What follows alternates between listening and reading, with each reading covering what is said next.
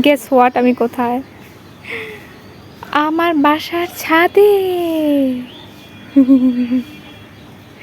আর বাসার ছাদের সবচেয়ে ইন্টারেস্টিং জিনিস কোনটা আমি দেখাই, যে জন্য ছাদে আসছি, সেটা হচ্ছে আম। এই আম, পাকা আম, এটাকে এখন আমি ছিঁড়বো।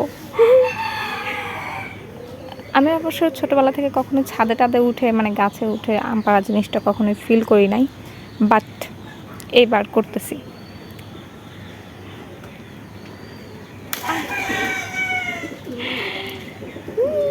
আর এই আমগুলো এত মিষ্টি আর এত সুন্দর রং, যা বলার মতো না, খেতেও অনেক মিষ্টি। একটা আম অলরেডি পাড়ে নিয়ে আসছে, এখন আর একটা পারবো। তো